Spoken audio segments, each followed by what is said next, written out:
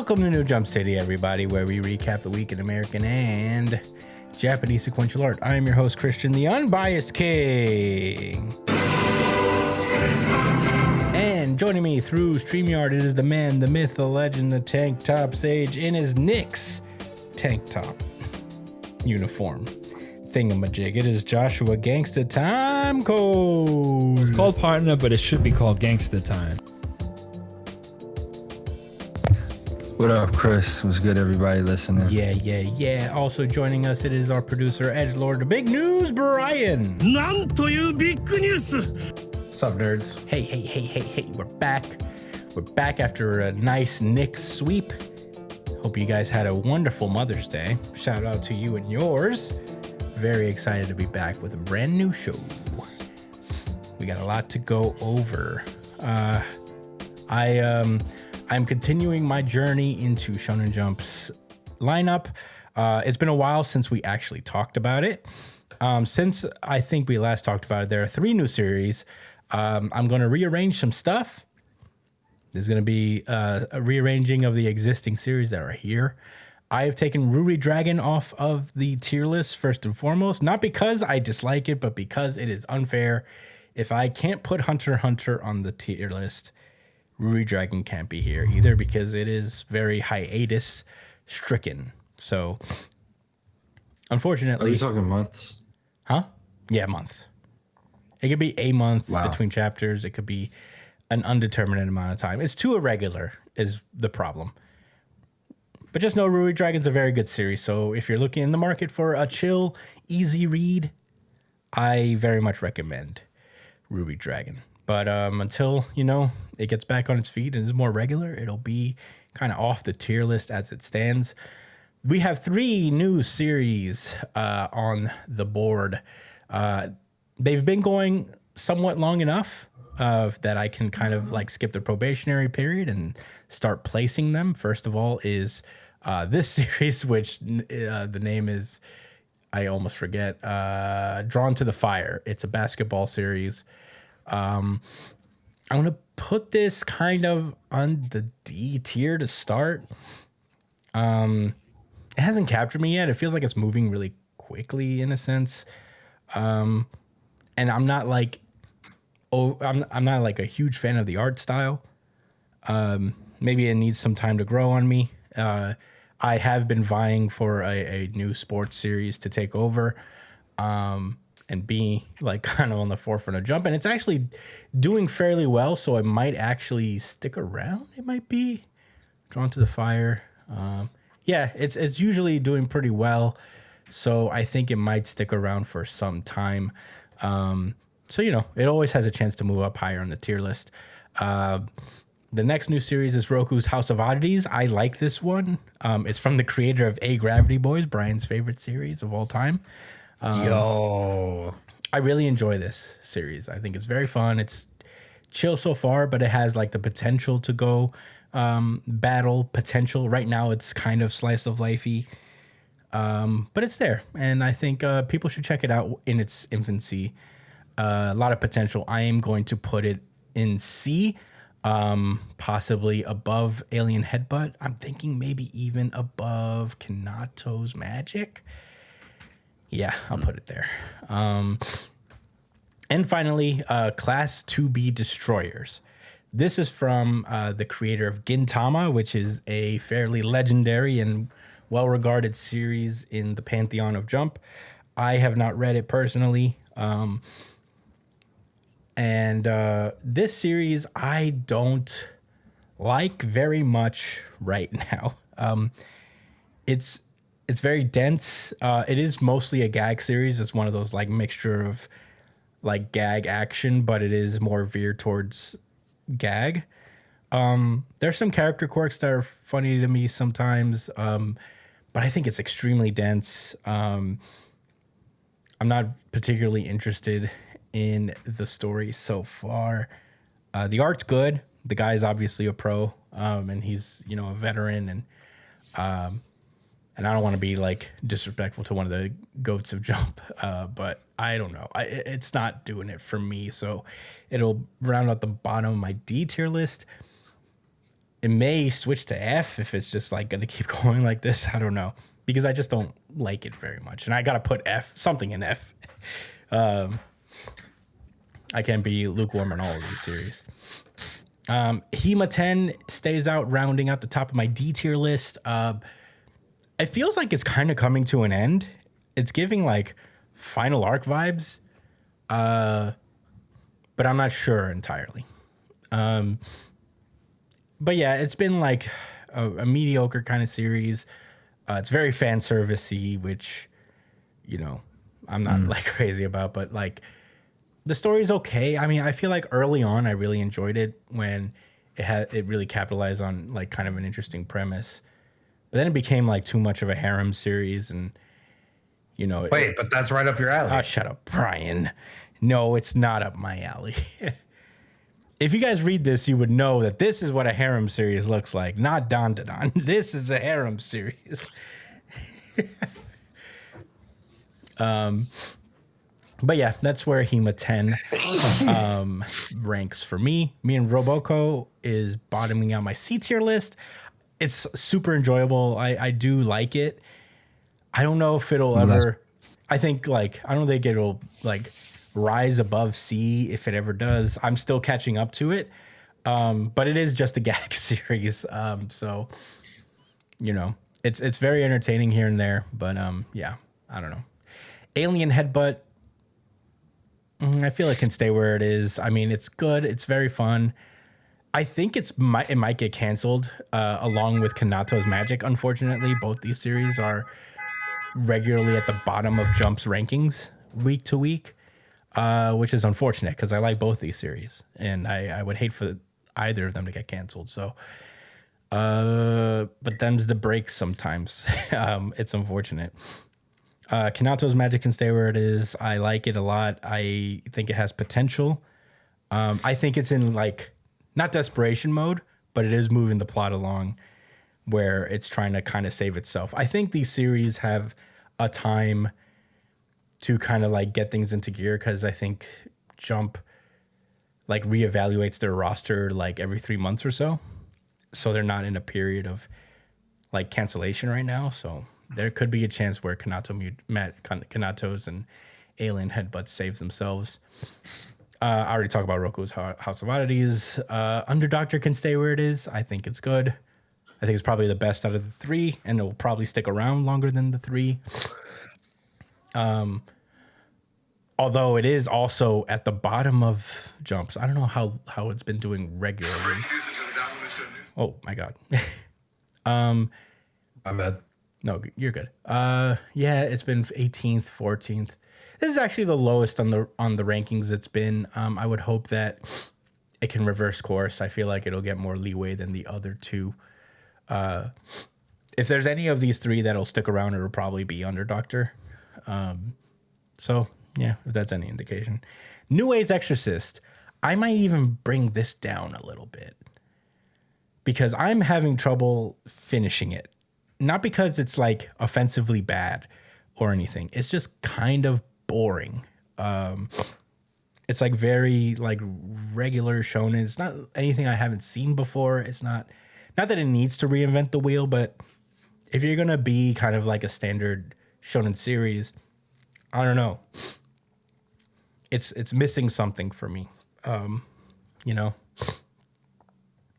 But yeah, I would downgrade this to maybe just below Kanato's Magic, but maybe above Alien Headbutt. I don't know.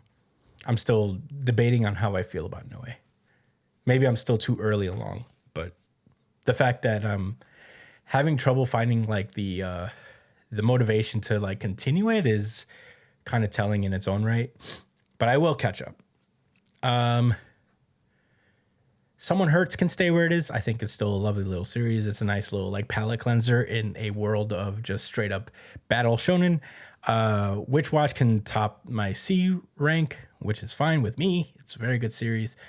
Well, it's a good series. Very solidly dependable, especially nowadays in its current arc. I'm really enjoying it. Blue Box can remain at the bottom of my B tier. I'm enjoying it. I feel like we're kind of in the final phases of this series as well. But it's been very good. This is the most sports focused it's been in a while, which I've enjoyed. Ichi the Witch can kind of stay where it's at. I like Ichi the Witch a lot and may very well join the lineup very soon.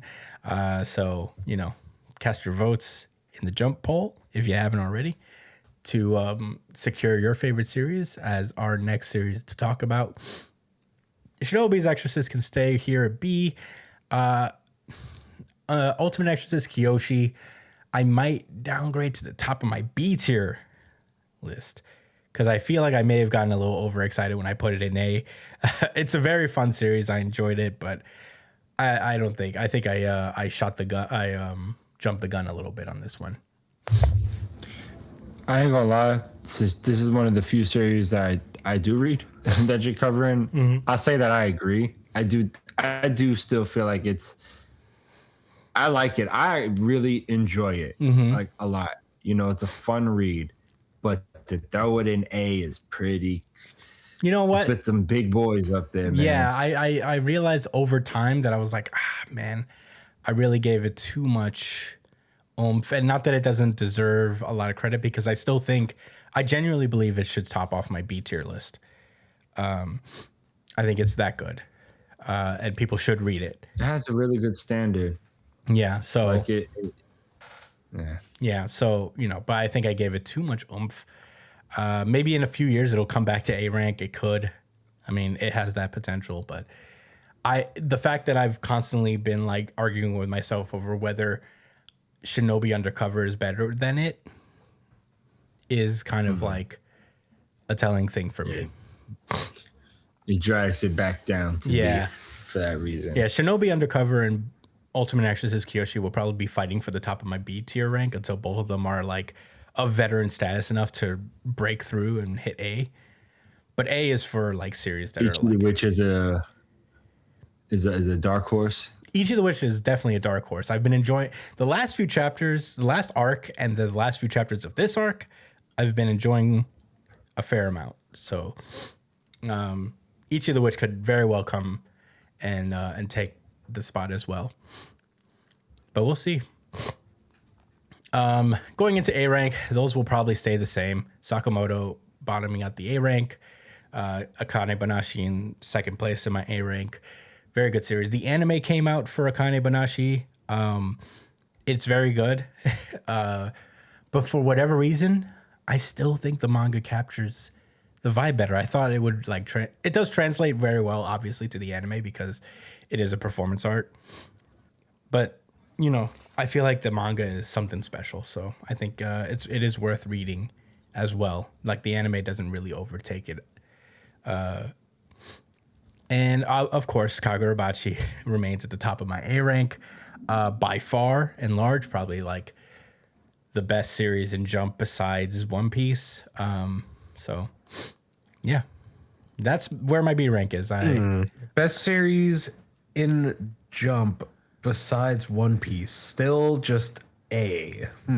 No, well, it's not a legendary status. Only below One Piece. Brian, we're talking about there's gaps and oceans between as you go further up in the ranks, the oceans of difference between them get further and further. The standard is raised. S rank, I can't just put stuff on S rank lightly. I have to firmly believe that it is one of the greatest series of all time currently. And I just can't put Kagurabachi up there quite yet. I think it'll get there. I have no doubt in my mind. But, it's not the Hokage yet, It's not the King of the Pirates yet,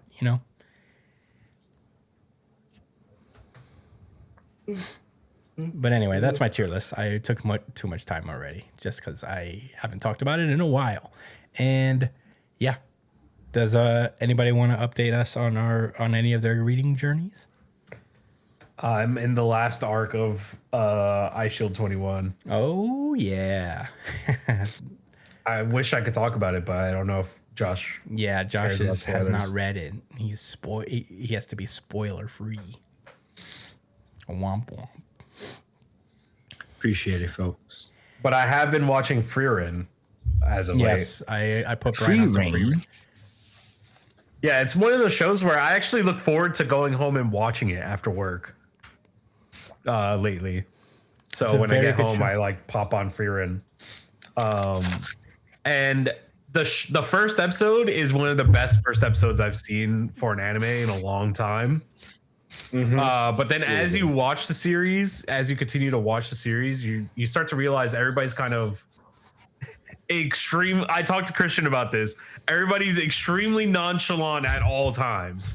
There's not a like, except for like, I guess Stark, but everybody else is like, Yeah, oh, Mr. Stark is. That's it. you stabbed me in the shoulder. Interesting. You're a lot stronger than I thought you were. But guess what? I don't care that you stabbed me in the shoulder. Like, it's like, come on. Can we have like somebody react to something? Can somebody react to a little bit of an injury? Is it too much to ask for? Everybody's out here aura farming at all times. Nobody's gonna beat Frieren in an aura farming contest. Get it out of your fucking heads. All right. Just be the side characters that you are. Bring the fucking energy. You know, I've been thinking about this, Brian, but I feel like it's just kind of this the way of manga and anime today. Every anime is in an aura farming Olympics. It's about who cares less. How many times in Kagurabachi has somebody had a limb blown off, and they're just like, that's I blame strange. Bleach. Yeah, Bleach started it. I blame Bleach for sure.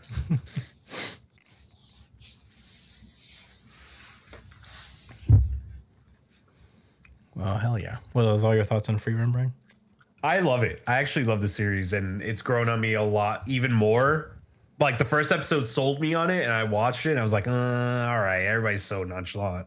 But now, as I continue to watch the series, I'm like, okay, this show is actually kind of like really chill and nice to watch and stuff. So, Yeah. I got a question. what's up? How do you feel about how demons are depicted in that series? It's an interesting take because usually when it comes to like that brand of character, like, you know, people who are devoid of emotion, like they're generalized in a way, like there's some room for some kind of redemption type of character, but no, these guys are legitimately just evil to the core. And I really like the dynamic between mages and demons, where like mages are very prideful and they're very like, they like to boast their mana, and they can be tricked by mages, but when they kind of disguise just how much mana they have, and it kind of goad them into taking fights that they normally wouldn't take if they knew like the actual scale of power that people have. I think it's a really interesting dynamic for the series, where it's just like it adds more mind games to things instead of it just being more like straightforward, oh, we're evil and we hate you type shit. But they're people who just do not give a fuck about anything except for themselves. Which I'm not. Hey, listen, not everything has to be multi-sided to have some depth. You know what I mean? Like, sometimes a very straightforward type of villain is refreshing in a way. Not everything has to be redeemable.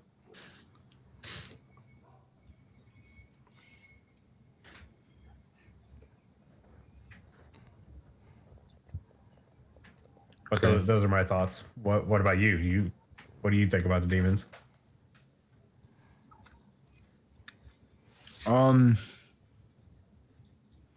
Yes, it's kind of complicated, but the simplest way I could put it is that I don't love the idea of putting an adversary in your story that's irredeemable. You know,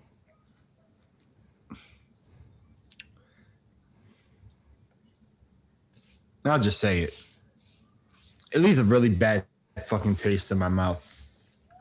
I can't logically express why or like that it's a wrong thing or anything, but like, why make a story about, one of the central villains, is just like pure evil? Like, that's just childish to me and uninteresting. And there's a part of me that believes that like eventually that's that paradigm is going to be challenged. Like, that won't always be the case about like demons, and that's going to put them in a hard spot. But I do also agree with you, Brian, because I guess if it does end up being the case where demons are just irredeemably evil, it still can be. It's still going to be like, it's still an engaging story. Regardless, it's still like entertaining. I appreciate the character growth. They don't center demons in the story. They're just involved in a lot of the conflict because of who they are and what their nature is. I've seen some nasty stuff from people online talking about the show and using allegories, like, from it or whatever. And people are going to do whatever they want with media. No one can control that. But it kind of makes me feel, it gives me the same vibes as Attack on Titan a little bit, where it's like, using author, you made a choice, you know what I'm saying, for better or worse, and you gotta live with that. I don't think it's at that type of level at all with Freerun. But I don't know. We'll see if it keeps holding my interest, if that continues to be the case with the demons. Those are my thoughts on that. Yeah, I'm not caught up on Freerun, so I actually don't have many thoughts on it. I've gotten through that first demon conflict, but not very far beyond. I'm in like that the exam thing, that the certification that Freerun has to take. I'm in the middle of that one right now. Oh, okay. Certification? Yeah, because Right. she had to get into that country. Did you or something. not I didn't finish it. see the story about the demon child Yeah, that got taken in as a, Oh, was no. like adopted and ended up murdering the entire That village? happened before that. Yeah. Yeah. That It was did like the happen first before that? time we Well, I don't encountered remember, demons. honestly. Then in that case, then I just don't Honestly, remember. I have to. I think that's the scene that, I might have to like start over from the beginning because it's been a while since I watched Freerun. I'd really like you to watch that scene again. And it's just like, I think that's when I started becoming a little cynical I think and like aware. what I remember is that like there is like a little bit of in universe, like they anthropomorphize the demons, and they like, because they appear so humanoid, like there is a question of like, whoa, Freerun's like just annihilating these people. They, And I think that like Freerun's point is that like, well, these aren't people. They're akin to kind of like wild animals in that they can feign those Right. things to get you on their side. It's like a tactic to get you on their side. I remember more than I thought. Right, then. right. So like, which I think there's something of a depth in that, in that like using empathy, like the demon's ability to use empathy as like a ploy to get what they need, because these are like otherworldly creatures. I don't know if you're supposed to like relate them to any real world. I don't know that there's like a real world comparison to what they are,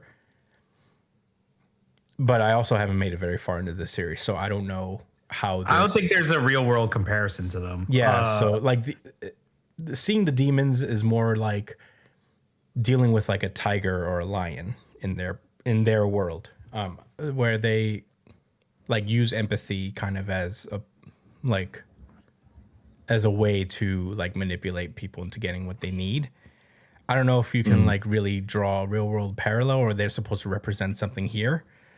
But I think there's the question, right? I mean, well, I think that's that's like the interesting thing about it, is that the audience is doing that, you know, like the audience is also anthropomorphizing them and being like, you know, not that it's a bad thing or anything, but I think it's just like, it's kind of interesting that like not only do the people in universe kind of have that thing, but it also awakens that in the people watching the show, where we're also like wondering, is like, oh, is this fucked up? But it's probably like, I think, as far as I know.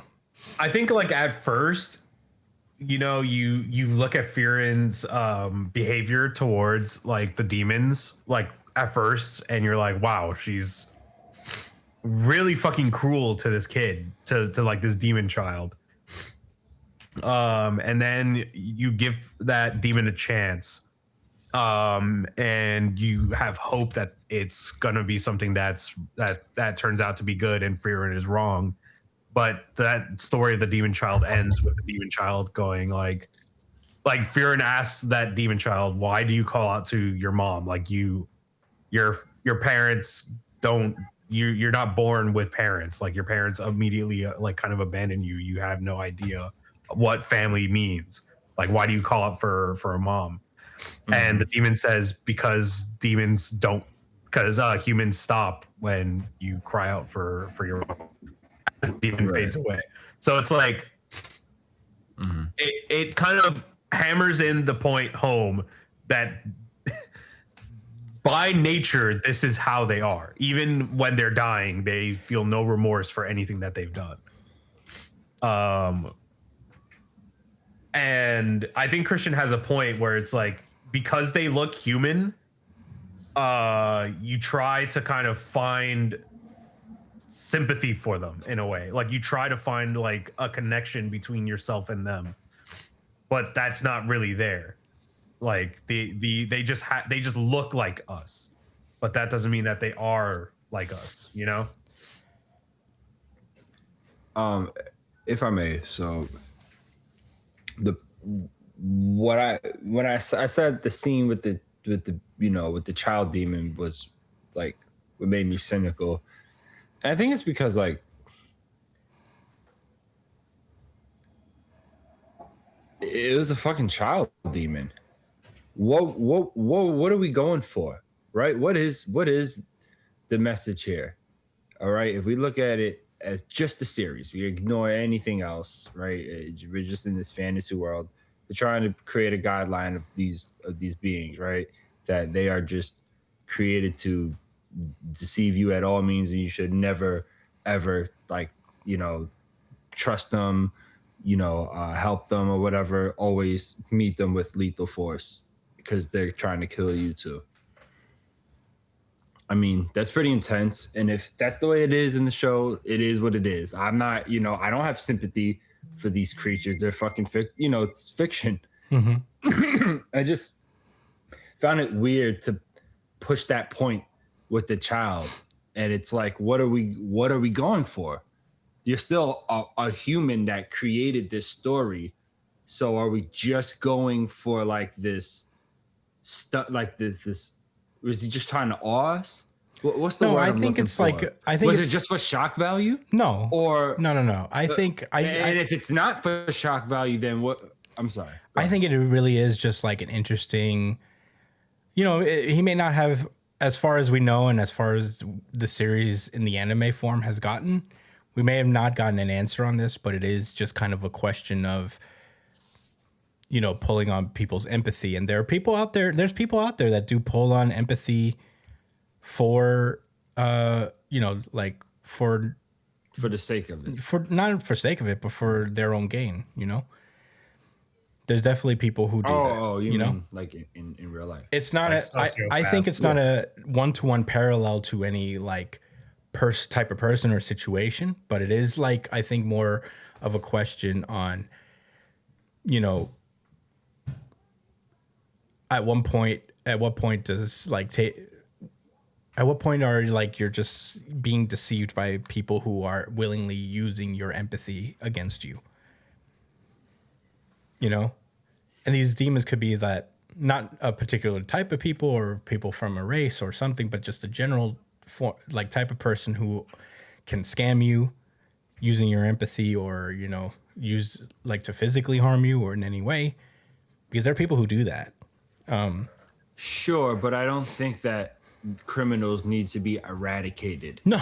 You know what I'm saying? No, I mean, I look, don't think they need No, to no, no, but look, get this murdered. is- I don't think they don't deserve No, our sure, empathy but I don't and think- understanding. I think and this- I also don't think not one human being on the face of this planet is inherently evil.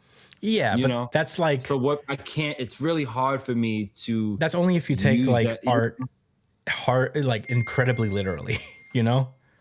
Like this is a World of Warcraft type world where things get eradicated if they're evil or do bad.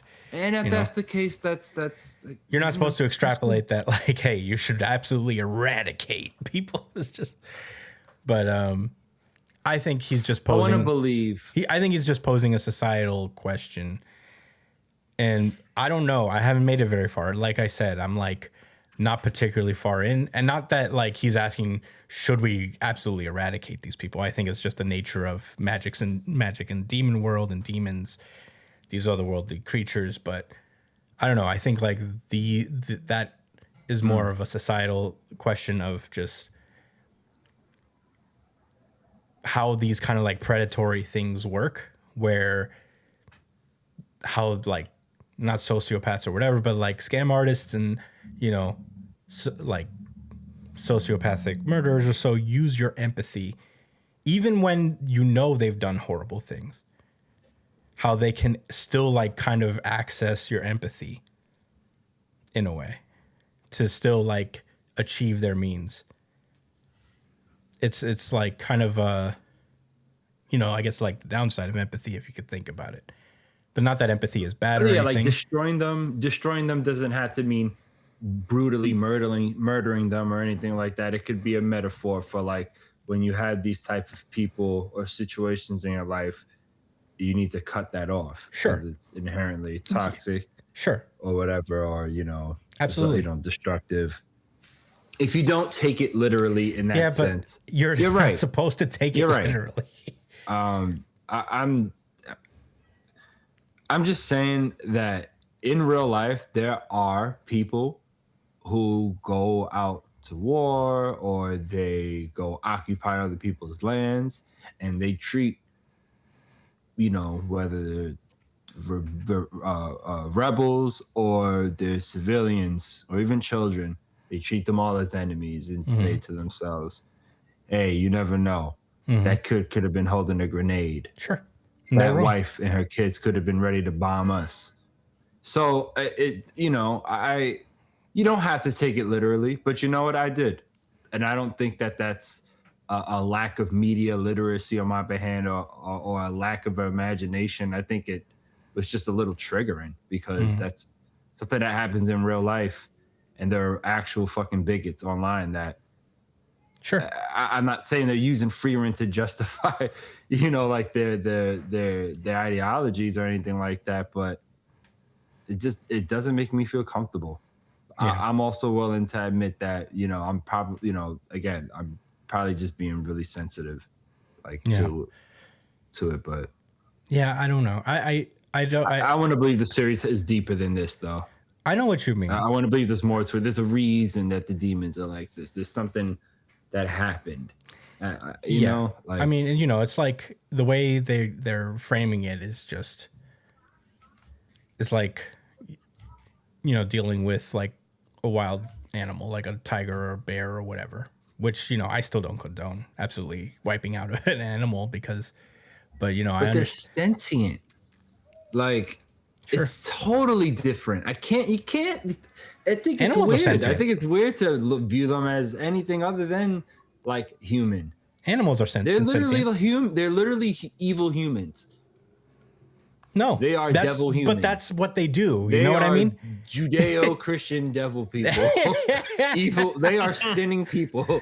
See- They are sinning human beings, bro. Like, See that, but that's come on, man. That's They're not what they're. tigers or bears. They're But not. that's what- they're sentient. Okay, so They but have that's what they're conversations. saying. But that is the point: is that they. What do you replicate This- that to in real life? But you don't replicate it exactly. You're not replicating it. You're not supposed to humanize them. That's the mistake in Free Ren's eyes. But that's only if you guys, like, I guess, you take it and you humanize. not even them. in Freeren's eyes. That's like the story tells you like that's a fact that it's a mistake to empathize with them because. But I also haven't. One man tried to empathize with them and he ended up getting killed, and his daughter was like immediately used as a hostage right afterwards. I don't know. How do you know someone's a demon for sure? Because they have gigantic After horns. they kill somebody. No, aren't they able to hide? Aren't some of them able to hide it?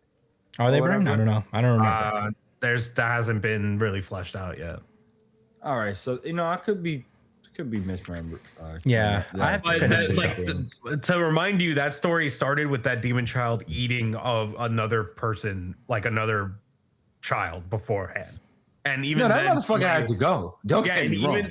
even before that, That nigga had to get bodied. even after that, they tried to extend kindness towards it and give it another chance, and it still ended up killing the man who saved its life.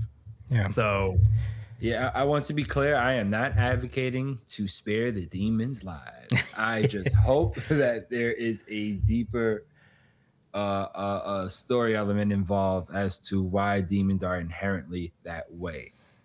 Yeah, I gotta Or if it's finish just it. something that humans and other living creatures are gonna have to deal with forever, like the way we had to deal with inclement weather. If it is that's what the case is, then sure. Okay. Yeah, I think in that world, that's what the argument is that it's like In Free inclement Ren weather. land? In Free Ren land, for the purposes of Free Ren land, that's how it is. But I gotta finish the series. I don't want to like go too hard in the paint for a series I never even finished. So, I still think your opinion on that specific matter holds weight. The only thing that you're That's as missing far out as is I've some seen. cool action, and there's a lot of cool action coming your way. yeah. No, I mean that's as far as I've seen in the series, and that's what I'm extrapolating so far. There could be very much a huge background for the demons. The series is actually longer than the anime because there's a manga out there. So maybe I'll pick up the manga and read some more and see what's up there. But I have to catch up first. Anyway, I did not mean to get on this free run tangent. We should probably get on to the show. Yeah, boys? yeah, Yes, sir. All righty. I was the rage bait conductor. For Free Ren. The rage bait train has left the station. No, there's no rage bait. There's no rage here. Just a thoughtful exchange of ideas. All right, let's go. One Piece. This is One Piece chapter 1182, Zaza. Zaza. Address me. Last we left off. Alternate title. We here for the vibes. Last we left If off. you know, you know. As we left off, Emu and Loki were going at it. They were fighting, and Emu was actually getting a little excited. He's like, "Oh, Nihonga, it's you! You're finally here!" After he just got lightninged by him, and now we pick up where we left off, where he's in a crater on the tree wall, and he continues on saying that like his presence is still there. He's like, to think that I would see you again in this world, traitor. Interesting lore. There goes Oda lore baiting us again. And he notices the snow coming down. He's like, snow, yes, indeed. Lightning caused by an impact with ice. The affinity for one another was always great. Ragnir. And then we find out that Brian was actually right. Ragnir is a hammer that ate the squirrel fruit model ice squirrel. Ratosker. See, knew it. Yeah, you got it, Brian. And even Emu knows who Ragnir is. So it turns out that Ragnir and Nidhogger were always friends. They were always cool like that. And that's it, guys. That's all we're gonna say. Did I miss something? No other conversation about how the fuck a hammer eats a fruit without Vegapunk around. I mean, There must have been a means. Vegapunk has been very clear that most of his shit comes from research from the technologies of the ancient kingdoms. So the technology to give inanimate objects devil fruits is ancient technology. So Yeah. he didn't invent that. He just found a way to do it again. Do it again. Wow. Yeah. Well, Ragnir wastes no time and unleashes like an ice shield along the way, and then Loki shoots more lightning through that. But Emu shoots a gazing eclipse, and it's a big battle scene where just explosive projectiles are flying all over the place, and there's a big ass war in the sky going on. Bonnie, in the meantime, is watching over this like, holy shit. Lilith tells her to come back, and Bonnie's like, don't worry, I ain't trying to fight that. And I forgot Bonnie was here. yeah, Lilith is like, oh, of course not. I'm your guardian now. I would never let you do that. But what is that? He's like, he's clearly superior to the Holy Knights, but he's not one of the 5 elders. In a massive organization lasting 800 years, it's only natural that power struggles will breed deeper and deeper darkness. So, Lilith is using her Vegapunk mind to think these thoughts. Meanwhile, Sanji gets up after being one-shotted, and we get a brief flashback to killing him, just talking shit to Sanji. And he was like, see, how's that? I didn't need to take you out myself, though it's incredible you're even alive. And he's going, and as he goes off, Sanji asks him where he's going, and he's like, back to my mission. So long, sucker, and he blasts off. But Sanji ain't gonna take that sitting down. He gets up and he's like, he hasn't given up kidnapping those children, and he blue walks away. He's like, I can't let this be all for nothing. This is the land that Luffy and Usopp have been dreaming about. It's the land of giant, beautiful women. Straight. Yeah, hell yeah, Sanji. We get a short scene of the Owl Library where we find out that Biblo saved all of the books off screen, and they're like, huh, thank you. I'm so glad. I thought all the books were lost. But Saul is like, yeah, I'm happy too, but I don't know. You're kind of sus, bro. What's going on with you, Biblo? Biblo has kept his mouth shut. Biblo even looks back at them. Word. He looks back at them like, what you trying to say? Easy. Meanwhile, we discover that Somers has commandeered a giant ship, and he's announcing to the entire island as like, hello, this is Somers speaking. Did I say Somers? I meant Super Somers. Yeah. He said, I found this giant ship to use. Bring the brats here in 5 minutes. We get a brief scene at the pub in the Western Village where Chopper is going around performing emergency care on everybody. He's wrapped up Gerd's fingers. Gerd's like, oh, ultra rare Gerd. My precious has chopped fingers. Am I dreaming? Is this official? I would give you all my fingers if I could. And she goes, don't. And he's like, harsh, I am unworthy of of your sharp tongue. Fucking weirdo. Big time simp. People thought Sanji was bad. But Gerd's like, you know what? When I saw how you risked your life for your brother Bjorn, that did make me think better of you. And then he starts nosebleeding, and her respect is gone. We get a short scene with Zoro. He's okay, and he's with I think Goldberg. Yes, he's with Goldberg, and they're heading towards the battle. Zoro is talking about how Emu was able to transform steel bullets into bombs, and he's like, if we don't handle this soon, if we don't put an end to this soon, things will get out of hand. Killingham is in communication with Somer, and he is freaking out because he may have summoned the wrong thing. It's pretty bad. Rutrow, what could it be? And Somer's is like, well, it's a sleep tid though, right? So you got it under control. And he's like, yeah, don't worry, we got it. He's like, great, it's fine. Great Emu's body was not meant to withstand the outside. But even pushing past that, we need the strength we need and the strength we ought to destroy are both right here. So Killingham commands his new sleep tid to capture the giant children.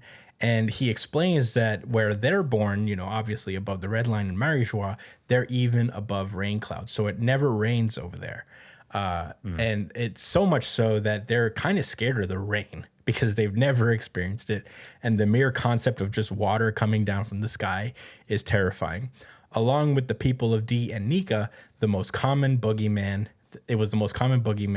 that they were warned about. The rain god, Zaza. And we get a big 2-page spread of Killingham's sleep tid of Zaza, which is infinitely more detailed than the other sleep tids he's ever made. So it's probably stronger. And this one's a problem. Yeah, and it's basically flooding the village where the giants are currently and stealing a bunch of the kids. So yeah, it's not great. Zoro peeps this is like, oh my god, something's going on in the village. And before he can think about turning around, he sees that Sanji is on his way over. And he yells at him to get the job done right. And Sanji says, same to you. And that is where the chapter ends. Holy moly. Josh, what did you think about One Piece chapter 1182?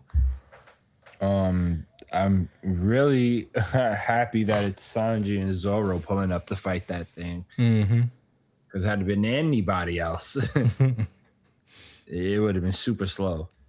Jinbei needs to pull up. Yeah. He should be really effective against that thing.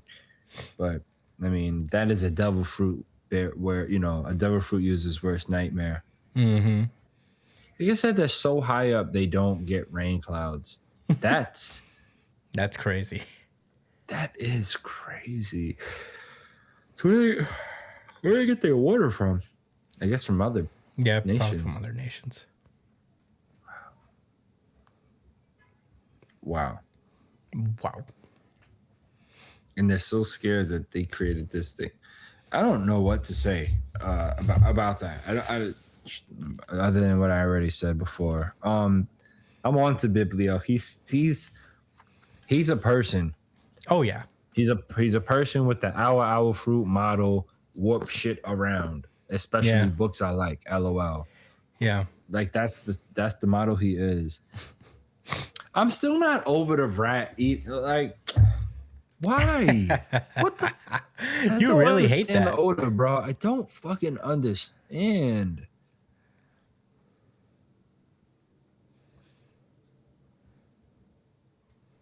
I'm good. I was nervous for a second. I get it. It serves narrative. You made a great point. Brian did. Both of you guys did. They had the technology in the past. He's proving it again with what's happening now. With that name, like that confirmation from Emu. Tight. Whatever. Brian, what are your thoughts? I'm tight, bro. I'm tight. I know. I'm salty. I know. I'm sorry, bro. This is a pretty good chapter, I'd say. The streets are fucking raving about this Zaza motherfucker right over here. Why? People are saying that this is the basis of Dragon's devil fruit. The Zaza, like he has the what's it called? The human fruit model Zaza. God of Rain, Zaza. Oh shit. So this could be a sneak peek as to why. Apparently, like this is, like the biggest, like enemy.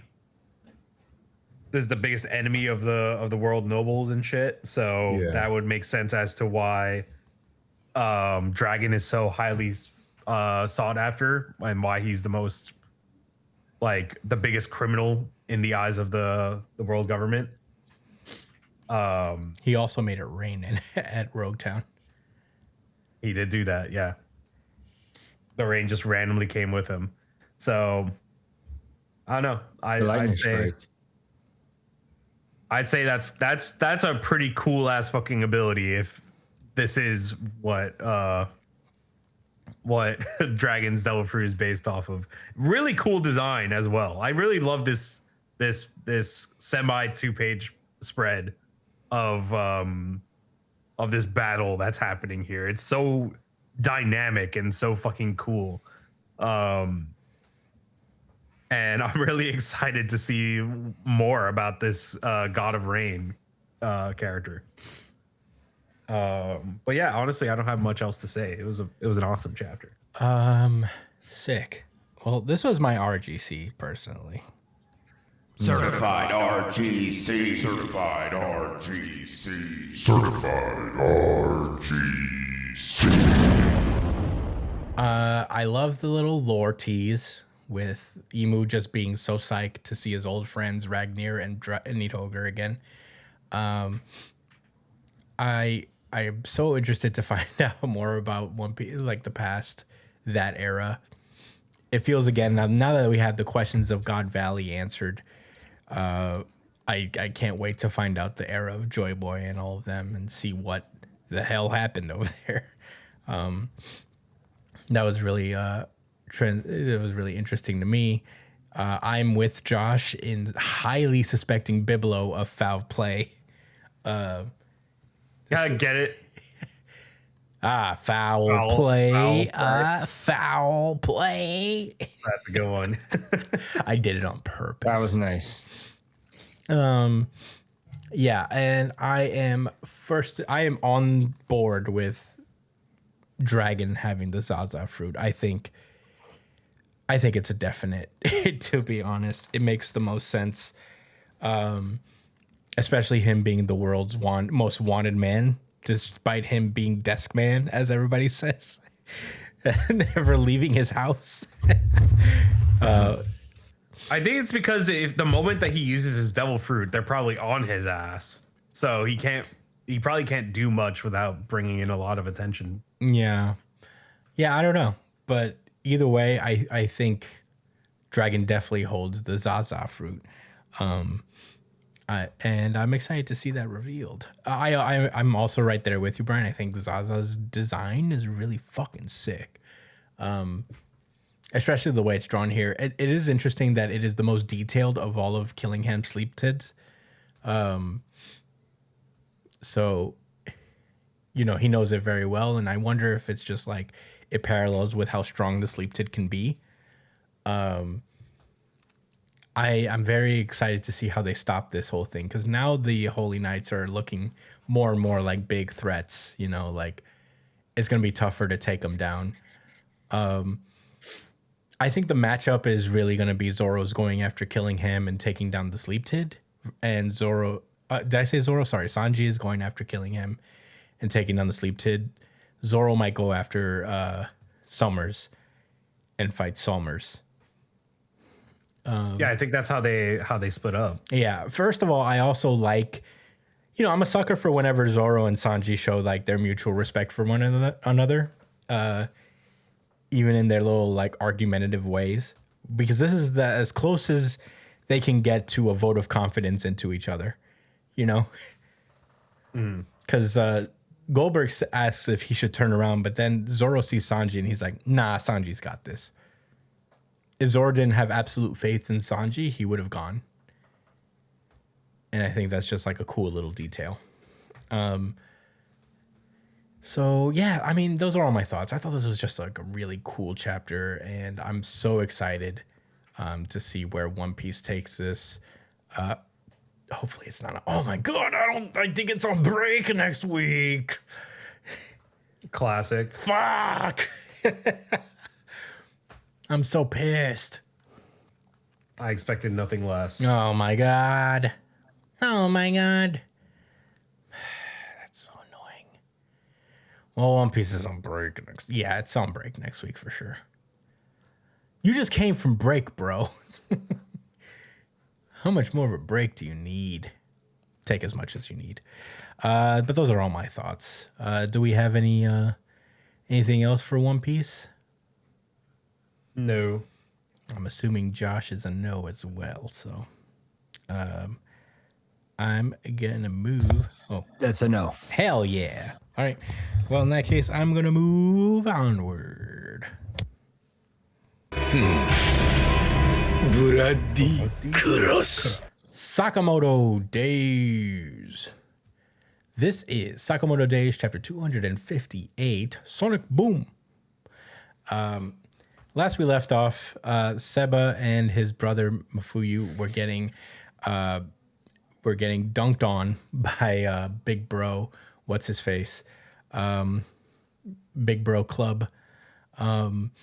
When Tenkyu came out of nowhere and decided to save the day, and he's looking for Shin. He kicks the shit out of Big Bro, and he goes over to Seba and he's like, "Hey, where's Shin?" I asked people all around town, and everybody says that he's heading for the JCC. Are you Shin's friend? And he continues to explain that like he and Shin went ballistic on each other the other day. And he says, "Dude took 2 of my fingers and my left eye." Is that right? He always had the eye patch. I think he always had the eye patch, yeah. I think he's just full of shit. Yeah, that was crazy. He still has 2 of his fingers. I think he's just bullshitting. Yeah, you're right. And Seb was like, "Oh shit, so he is definitely an enemy. This is terrible timing. Things couldn't be worse." And he asks, he's like, "So you're looking for Shin for revenge?" He's like, "No, I just got so many questions for that guy." Big Bro Club comes back, but Tenkyu blocks his attack. And he's like, "Since you attacked me right away, it's safe to assume you're with the enemy, correct?" And Tenkyu looks over to Seba. He's like, "Hey, so you're Shin's friend, right?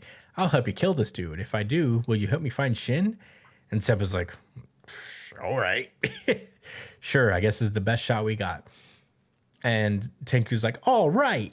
And he shoots an arrow at Big Bro. But Big Bro dodges it in the very last possible second. But Tenkyu does not let up on the pressure. He keeps shooting arrows at him. And Big Bro is like, "Oh my god, this is way more powerful than a bullet." Big Bro throws his club at Tenkyu. Tenkyu is able to block it. And Tenkyu's impressed with his ability to withstand these attacks from him. Tenkyu unleashes a barrage of arrows, which is tough. As a guy who just started doing archery recreationally, to do this fast is very hard and probably impossible, to be honest. So, little sister pulls up. He's like, "Oh my god, are you okay?" And Big Bro's like, "Stay out of the way. It's about to get good." Tenkyu shoots at him while he's in midair, but Big Bro was able to catch the arrow. And it's at that point that Tenkyu is out of arrows, in which Big Bro immediately attacks him with his club and sends him flying up to through a building, and then catches him again with the down smash, hitting him into the ground. Big Bro's like, "Wow, your body's tough, huh? Like steel." Seba looks at him and he's like, "Tenkyu, can you still shoot like earlier? I have an idea and I need your help." So Seba starts his strategy. He blitzes Big Bro, and he shoots. He drops another one of those ice bombs that freezes Big Bro in place. And Big Bro's like, "Huh, you disappoint me, Seba. Wasting your only chance on something this dumb."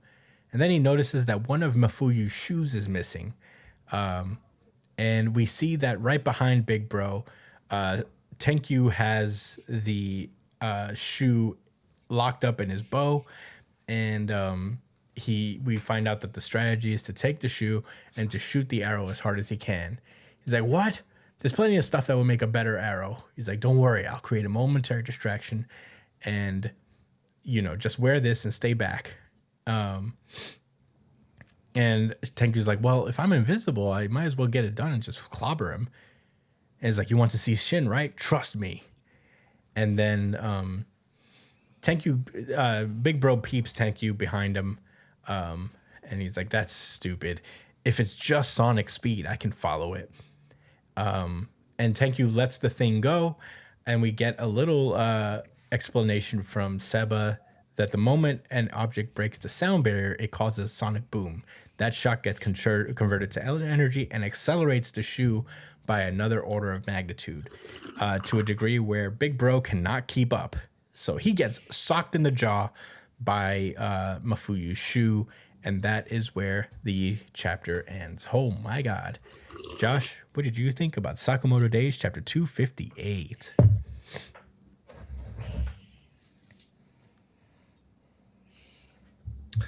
That was fucking incredible. Yeah, that was sick. That was incredible. He said, trusting people is scary, right, Shin? I like this character a lot. Yeah. Bro put his foot into the shoe as it was getting shot. What? No? What do you mean? Oh, I see what happened. It accelerated a second time. Yeah, remember, because the shoe accelerates when it feels impact. And the impact of reaching sonic speed caused the second impact.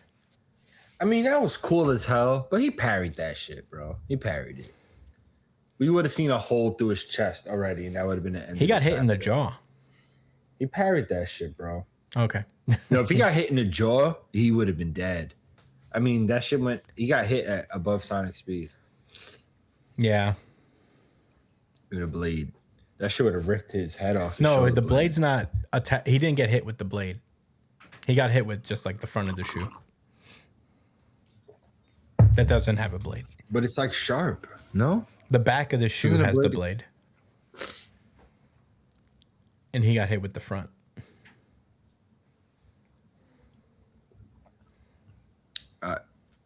Maybe it's gonna extend after and kill him. I didn't realize that. That was slick.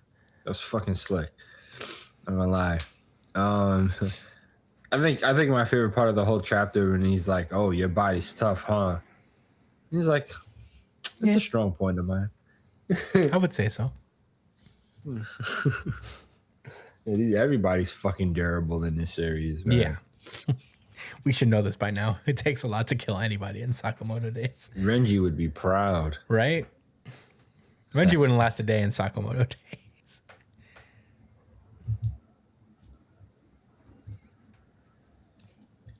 Oh, sure not. Anyway, those are all my thoughts. Brian, what do you think? This was a fun little chapter. Again, like, this is not at all where I thought that this fight was going to go. And I'm kind of confused of the theme of it. I know I say that a lot when it comes to Sakamoto Days, but it feels like it had a theme going for it where it's just like siblings versus siblings, and now it just took a complete left turn. And I'm not really sure what the purpose of this matchup is, even though it's really fun and cool to watch. I guess it's whenever this guy's involved in anything, like this character with the bow and arrow, it feels like every time he's involved, I'm confused as to what story is trying to be told here. You know what I mean?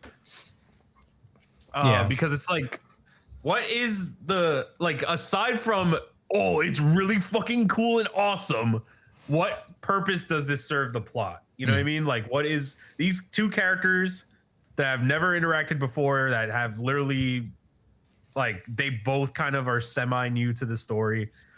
Like, I'm not sure what the connection is between these two, like the other fights that we've had prior to this. You know, I feel like with Seba and the brother versus the brother and the sister, I feel like thematically that was the one that made sense.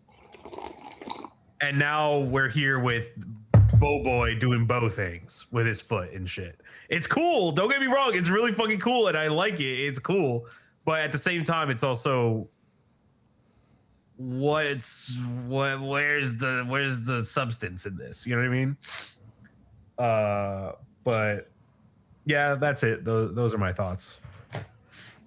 Cool. I think I have an answer for that. I think like the parallel that's being drawn here is that Big Bro with the club is very much like he takes all of the burden on himself as the older brother. And he's probably been put in a position his entire life where he's had to be solely responsible for his sister, whereas Seba, by comparison, is very much like a share the load kind of guy. So his strength is that he is able to rely on Mafuyu and allow Mafuyu to grow, trust him. Even though it didn't work out, he did trust Mafuyu on his own to help him take care of this guy. Whereas Big Bro Club is doing it all on his own. And is actively not letting his sister get involved and not allowing her a chance to get stronger, not encouraging her.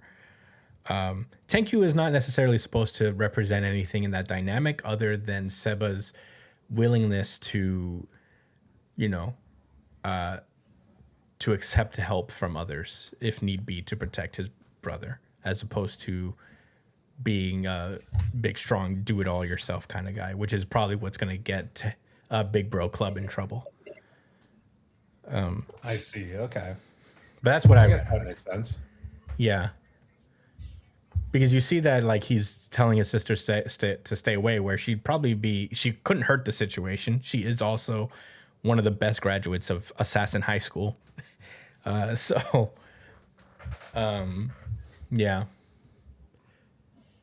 But that's I think the draw here. I really enjoyed this chapter. The action is fucking sick. I want to give credit to Sakamoto Days because, I kind of expected Tenkyu to come in and solo this guy. But kudos to having some restraint and allowing there to still be a challenge outside of just, the Big Bro Club just falling to Tenkyu immediately and being overwhelmed immediately. It subverted my expectations in a pretty good way, and I really enjoyed this chapter, and I'm enjoying this fight a lot more than I thought I would when it was first matched up. So maybe it's recency bias, but maybe this is probably the best fight of the final arc so far. But that could be recency bias. There's also Oki versus the other guy, Nagumo. So there's that.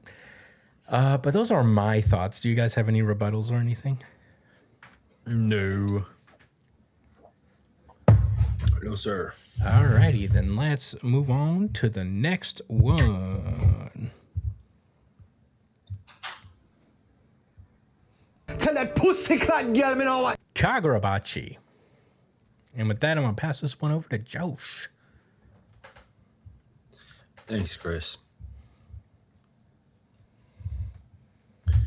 This is Kagurabachi, chapter number 121. This week starts off with a color page of who apparently the most popular characters in Japan are. 5 boys. Huge shocker. I mean, there are disproportionately more male characters in this series. Statistically, Yeah, but when we add these type of details, it sure does ruin the punchline, doesn't it? it sure does. We start adding things like facts, and real statistics. It muddies the joke up, It sure does. 5 boys. I'm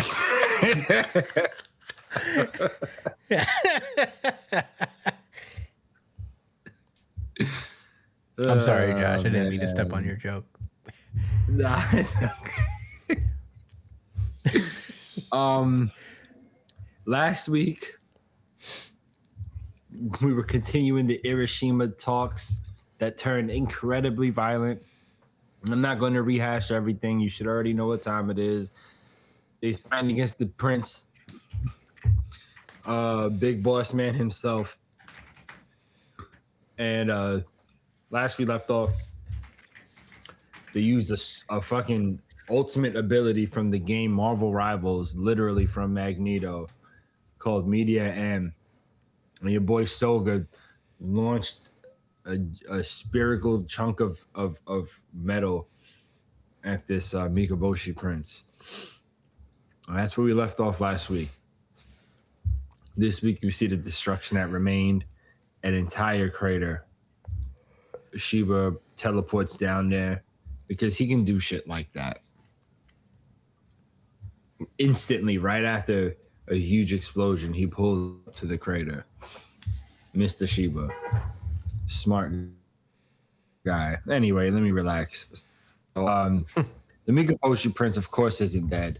He shrugged it off because he has excellent healers. And he's beginning to regenerate what was lost. Shiba is chagrined by that. Soga tries to pull up to finish the job. The prince, while missing a chunk of his shoulder, is still able to parry this Soga dude's sword strike.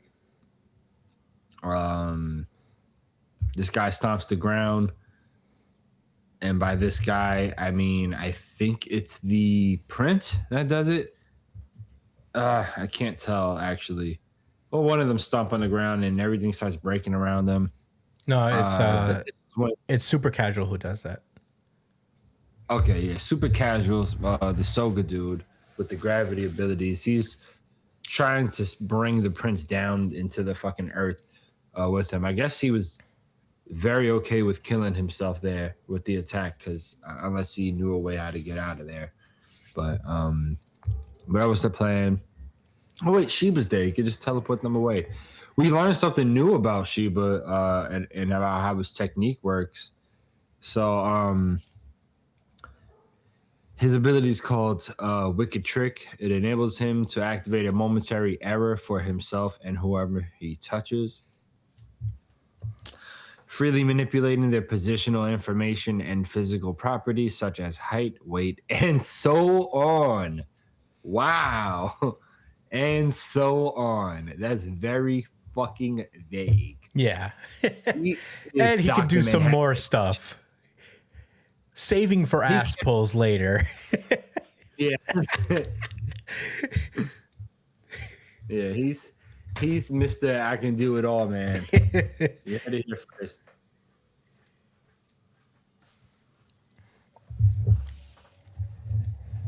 Brian must be feeling so vindicated right now.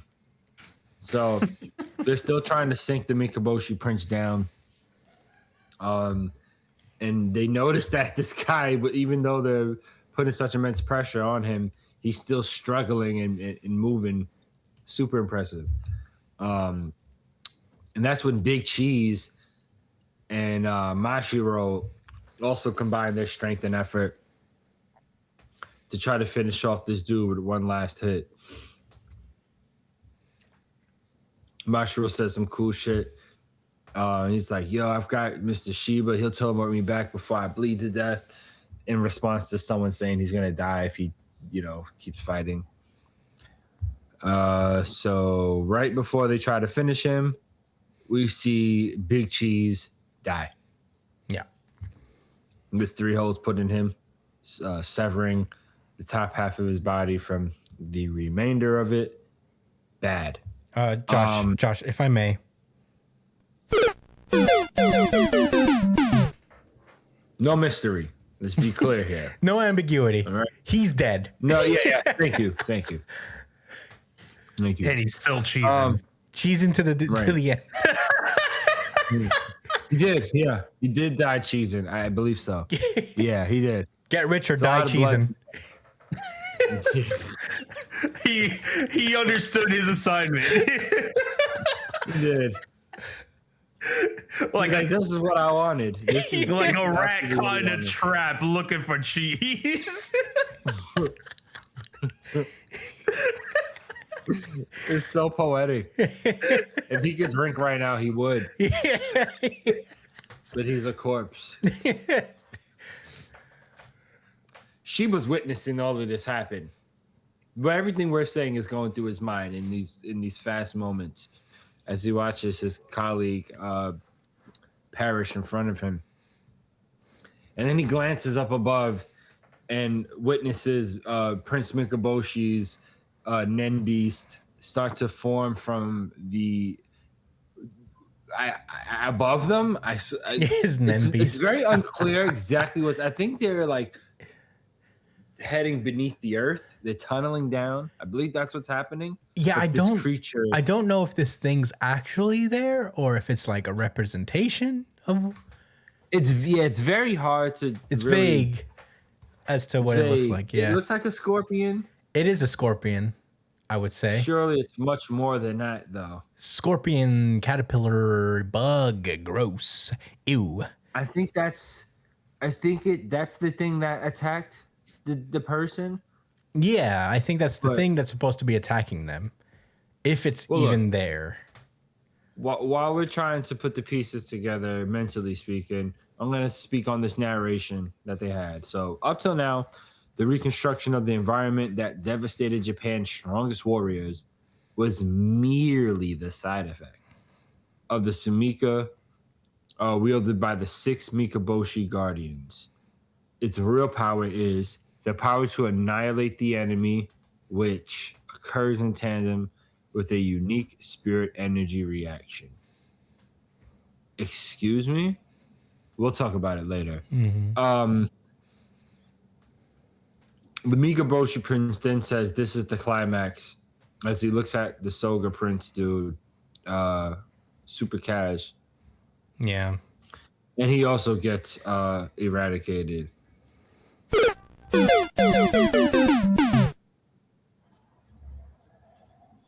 He is the demon, and Mikaboshi Prince is Freerin. So Yeah. there's only 2 people remaining right now, and that's Shiba and Mashiro, who's already got embodied before he could even look. While he was trying to look over at his homie who he wasn't sure was dead or not, he gets yoked up by his neck. He gets yoked up. Mashiro, before dying in one last shot, launches his sword towards the prince, and it just stops. Like, it doesn't stab him. He's invincible right now. He then uses that same sword and slashes Shiba's throat. As we get the name of the chapter for this week, the Hiroshima Talks end.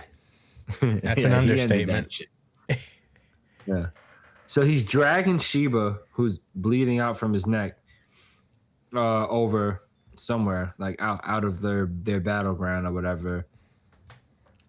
We start to get this little background about Shiba, which, he's dead, so I'm not going to even get into. That's for you guys to read and enjoy.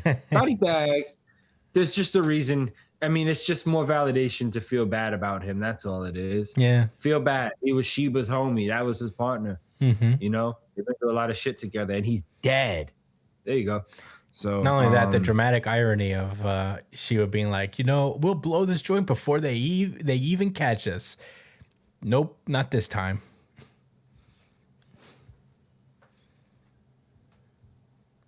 Yeah, not this time at all. Yeah, niggas. All right. Anyway, let me wrap this up. So, like I said, she was getting dragged by the prince, and he says, "He slit my throat." Yeah, I seen that. And he's wondering why he's alive, and the prince explains to Shiba that, hey, listen, I can heal you, so I'm basically barely keeping you alive. for a specific reason. Don't try to move. Of course, Sheba tries to counterattack him immediately, and he gets humbled and somehow doesn't die immediately. But not somehow. It's because the prince didn't want him to. He's not in control at all. Sheba, he's not in the slightest bit of control. As the prince says, your sorcery is quite useful. We need a messenger to relay our demands and tell of our military superiority. And so we get the narrator saying the Hiroshima talks. Noboru. They named 6 people that we already know. Super Cat. Do all of that. Wow. You gave up in the first syllable. Nigga, it's been a long day. That motherfucker's got eyes. I never seen anybody give up that quickly at anything.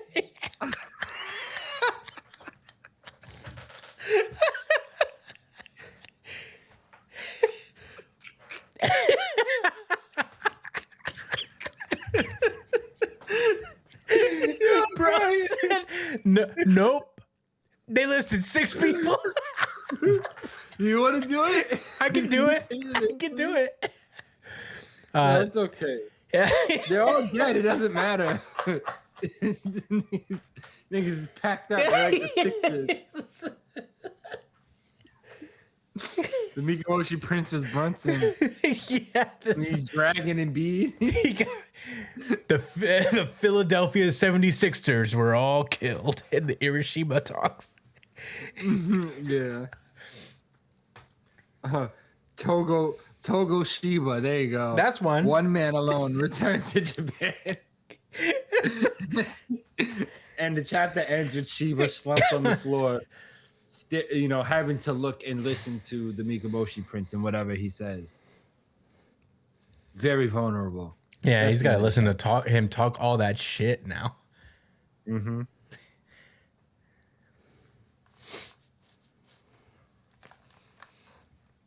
Yeah. So, Brian, what were your thoughts? RGC. Certified RGC. Certified RGC. Certified RGC. Nobody else? I already picked mine. Yeah, it's mine. I was gonna wait. Certified RGC. Certified RGC. Certified RGC. Man, this is a brutal fucking chapter, man. Absolutely brutal from start to finish. I wish I could be more hype about finally getting the reveal for Shiba's sorcery. But man, like I feel like I want to talk about Mashiro a lot more, to be honest. This character, I knew he was gonna die. I fucking knew he was gonna die. He was nowhere to be seen. I knew he was dead the moment I saw him. I knew he was dead. Yeah, because he's dead. Qui-Gon, bro. And I was like, I refuse to get to like this guy. You know, I know he's gonna die. It's all right. But goddamn, did he fucking grow on me, man? I'm so sad that he died. Because out of the 4, he was the weakest there. But even in death, he was the only one to try to get another shot in at this guy. With his sorcery, the realest one out there, in my opinion, the realest one on the fucking field. Mashiro put his body on the line. Even when he was injured, he pulled up and he had 100% faith in Shiba. And he's like, I'm doing everything that I can. Even on death's door, he literally gets holes blown in him, and he still does something in his dying breath. And the flashback death scene, oh my god, bro, it's actually so heartbreaking.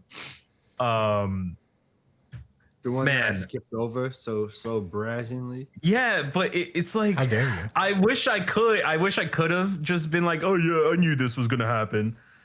But man, it's like Hokuzono knew that people were gonna feel that way, and they still like, he's like, nah, man, this is a human ass fucking character, and you're gonna have to respect him, because man, he was a character. And it's really sad that this was the last that we see of him, because his sorcery was cool. His character was like so loyal and so determined, even in the worst of odds, you know. And his connection with Shiba really like drives a point, you know. And out of the three sorcerers that died, I feel like Mashiro was a standout compared to those three, compared to the other two. And yeah, I'm just really sad that was the end for him, because you see this panel with Shiba putting his arm over him and they're like being fucking silly gooses. Yeah. And it's him just dead on the next fucking panel, man. That's some shit that they would do in Jujutsu Kaisen. Yes, that's exactly what I thought. Bro. As soon as I looked at that panel, I was like, wow, this is triggering. And that's the point. At the airport right now. And that's the point for Shiba's character in this instance, because man, the dude lost a lot, and he continues to lose more after this. So it's like, it only tells you like, man, what kind of person is he really right now? Like, we only see him as this kind of like, you know, he's like this support, like he's very like light spirited, very jovial, and you know, very confident. But there's no way this man's okay. There's zero chance this man's okay as we see him now in the story, because he only loses more after this. Like Mashiro, it wasn't even his day one, like Rokuhira, and he lost Rokuhira. So I don't know. Those are my thoughts for this chapter. It did pull at my fucking heartstrings. I knew they were gonna die, bro. I fucking knew it. How did you do it? How did you make me care? How did you make me care? You are a human, Brian. Don't feel bad about that. Don't feel bad about it at all. Chris, what are your thoughts? Man. What can I say? I mean, one thing I will say, Kagurabachi reverted my expectations, because I thought that Shiba was going to get the fuck up out of there with everybody after they dropped that meteor. I thought they were going to be different this time around and be like, you know what? Shiba's going to be smart enough to just take their losses and leave. Get everybody out of there. But nope, they all stayed and most of them died. Yeah, this was crazy. First of all, I love the reveal of Shiba's technique in what is kind of like the worst day of his life. I also love the vagueness, so that later on it can be revealed that he could do way more stuff than he just saw right here. He's had to have gotten way stronger than what he was today. So I'm excited to see what they do with this power. I think this is a fun way to explain that his power seems to just manipulate like people's bodies in a reality warping kind of way, which is kind of cool. I'm appreciating the Jujutsu Kaisen-esque narration explaining his technique. I mean, you know, Brian said everything about Mashiro and, you know, the super casual and big cheese. Yeah, made us care about, and we, you know, super casual and big cheese, we don't even know them as characters, and I still like felt something about them. So I don't know anything about them except for one of them is very chill and the other one smiles even at death's door, and I was into it. But yeah, this was just cool all around. Very cool battle. I had another thought. I guess Sheba gets out of this alive, obviously, as a messenger of swords. And I'm excited to see going forward because I guess the immediate response is to create the swords somehow. I'm sure the war will escalate and things will get crazy, but I think they're going to score a lot of the Datenseki somehow and start building the swords. And I'm excited about that. But yeah, very, very cool chapter overall. I'm excited to see what comes next for Kagurabachi. This is also a longer chapter than normal, right? No, it's 21 pages. That's like a couple pages longer than a standard chapter. And he used every fucking page. He Yeah. used every fucking page and every panel. Yeah. You got to give him credit for that. One funny detail I noticed is that like the Mikaboshi prince drags the couch over to where Sheba is to stun on him real quick. If you look on the last page. Oh, he did. Yes, you could see the skid marks in the fucking in the sand. Yeah. Nice catch. Yeah. You know, I wonder something about like when he punches Sheba down to the ground. If you notice, there's no crater on the ground. Like, Yeah. is he using Mashiro's shockwave? No, I think that would still create a crater. I don't know. I don't know if he could copy techniques like that, but maybe it's because Sheba's just on top of whatever crater he would have created. They're also on sand, so it wouldn't like create like a huge. It's not like solid earth. They're above. I don't know. Maybe Okay. it was- yeah. Whatever. I have a question when it comes to like a little bit of a clarification on Sheba's sorcery. So he can manipulate the physical properties of himself and another person. Yeah, because whenever he grasped onto the Mikaboshi prince, he got heavier, and he mentioned that. So it says literally that he can manipulate people's positional information, which is the teleportation, and their physical properties, which is height, weight, and so on. So in theory, he could make people larger or smaller as well. Yeah, that's pretty fucking buck wild. And when it says and so on, I feel like it has to do with other people's sorcery as well. I feel like he can also probably manipulate other people's sorcery. It's probable. I mean, I think that and so on is given to us so that we can know he's capable of even more than this. So that's definitely a possibility. So, I guess I'll start getting into some of my. I was gonna Go for rebuttal, it. but Yeah, I'm I done. had thoughts, right? So, let me ask y'all this, right? If you were in the Prince Mikaboshi's position and you feel like you just smoked these niggas, right? I mean, all right. Not even putting yourself in his shoes. Like you just looking at the situation, they don't have the sword yet. They don't have any means of harnessing that Denseki power. Without that, clearly he can probably annihilate all the forces in Japan by himself. All right. Right. I mean, I don't think that's a far. Yeah, him and a couple Surprise. other guys can probably do that. Right. And a handful could easily sweep. However, clearly that's not what happens. Clearly there's enough time to produce swords, choose swordsmen, and then fight with them. Right? So I'm just, I guess, making a bit of a prediction where I think, and we already kind of seen it. This guy, this isn't just the power of one person. This is the power of all 6 of the generals combined into one, basically. So that's why they did that whole ritual that was being shown. I think that was to show that like this was his power was more than just his own.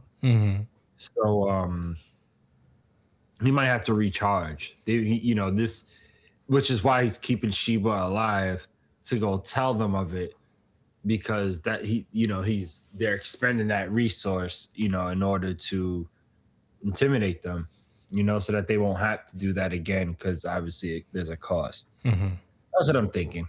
They're not about to go out to Japan and start wrecking shit.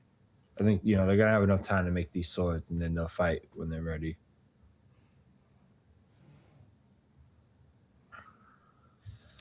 I don't have anything else to say about the chapter. It was my RGC, but I agree with a lot of the things you guys are saying. I feel similarly. This shit took one hell of a turn. Yeah. A turn we all saw coming, but it still feels. Nen beasts, cursed techniques, and nen beasts. They're all here. Oh yeah. All right. Are we ready to move on to the next one? Yeah. All right. Let's go. Dandadan. Oh, we're doing Dandadan now? Yeah, we're doing Dandadan now. Pass it over to Brian. All right. So, Dandadan. Oh my god. Sorry, it loaded me in on the last page of this chapter, which is outrageous. But at the beginning of this chapter, we see Momo. We cut back to Momo's squad. Well, not Momo's squad, Momo's duo with Gigi. Right after he got eaten by the dinosaur a few chapters ago. And she's just kind of like, whoa, whoa, whoa, stop, stop. And she's like, this can't be real. Is this one of the attractions? And she kind of looks around and she notices that everybody's gone, which then reminds her of that time that her and Okaroon got stuck in one. And all the dinosaurs around her start to come to life. She's like, what the hell is going on? And we get this awesome 2-page spread of her running while being surrounded by a bunch of dinosaurs and shit. And then we cut back to Okaroon and Ira,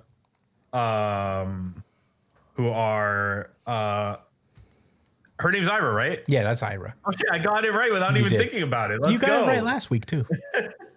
I think you just know her name now, Brian. Congratulations. Let's go. But we see them in front of the guy who just climbed out of a fucking seal's head. And she's like, Takakura, get behind me. And she immediately goes into Acro Silky form. And the seal man just keeps repeating, this old man has the heart of a water flea. Why? This is something. It's something Japanese. It's something Japanese. I know it. Zero clue. But then somebody steps in from the shadows behind them and goes, my apologies. I do try to be respectful no matter the situation. We are Vlad's guards, the Dragon Knights. And we're here to take your powers. As the fucking seal man, I guess his lower half is still getting sucked into the seal again, as there's a bunch of dudes like kind of all coming in behind this masked individual. And she's like, oh, so you're the masterminds behind who's been targeting us. And he goes, the other knights are ruffians. I am not. If you submit and accept your defeat, you will be spared. And she goes, I'm afraid that won't be possible. I cannot accept defeat at the hands of someone weaker than myself. And I'm more than enough to take on you, scum. Which is pretty cool. But he goes, how amusing. But we're not after the powers of Acro Silky. And it turns out he's after Turbo Granny's powers. And he says, I do not like to fight, but when I must, I fight without mercy. And they kind of, Takakura's kind of like, yo, wait. I'm not lying. I don't got those fucking powers. And as they're kind of preparing to fight, like Takakura and Ira start slipping around, and they notice that the seal man has hunched over to the ground and started licking it, which has then made the floor slippery. And then as he kind of retreats back into the seal's flesh suit, I guess, he goes, this old man has the heart of a water flea, as he torpedoes towards the two of them as a seal. And that's where the chapter ends. Chris, what are your thoughts? I mean, I love Dandadan. I really do. But I turned the page to see this man licking the floor, and my first thought was, I fucking hate this series. Why? Why? Why not? You know, I was like reading, it's like, oh my God, what did they do? How it must have been the seal man. He made it slippery, but how? Oh, he's licking the floor, of course.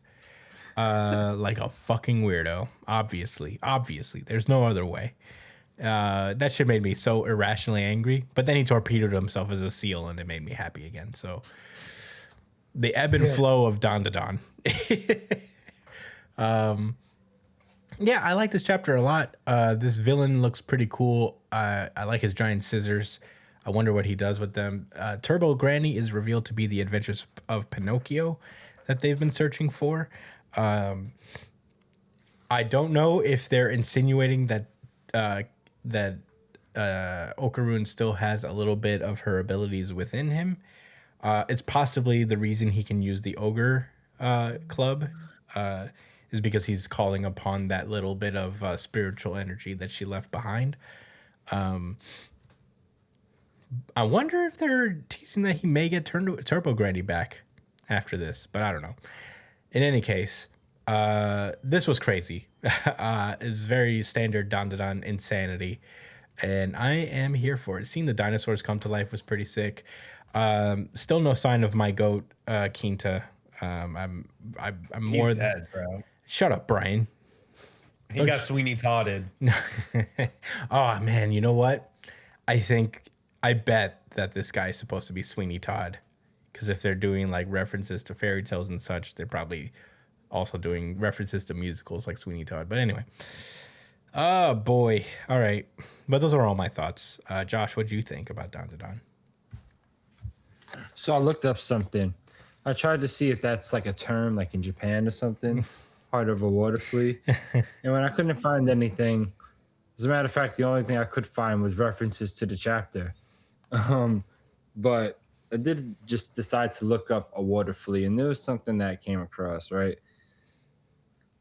Their habitats, they can be found in almost any permanent body of water, even in rain-filled tire ruts, or several meters from the ground, growing in tree moss.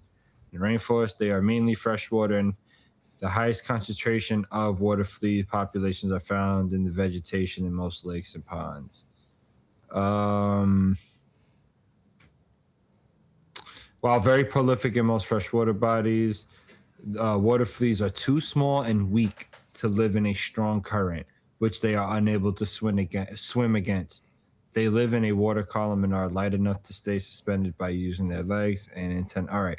So I already said the part I wanted to say, which was they cannot swim against the current, no matter what.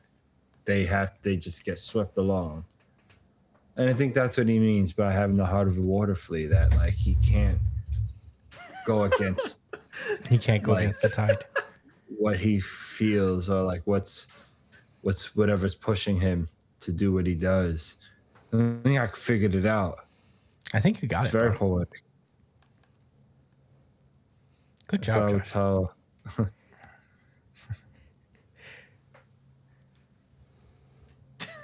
Well, you're getting my thoughts or something. yeah, yeah. Imagine being in a museum, in a dinosaur eats your friend, your best friend, and then all the other dinosaurs start coming to life around you. I would shit my pants. Yeah. Thank goodness these kids is used to these things, or I guess that's horrible. I guess two different ways to look at it, but they're prepared. They've been through things like this before. So surely they're not going to shit their pants, but me, absolutely. I'd like to add scary stuff. I'd like to add that I would also shit my pants. Brian, do you think you would shit your pants in this situation? Yeah, I feel like I'd maybe shit my pants a little bit. Just a little bit though. That's good to know. Not a crazy amount of shit pantsing.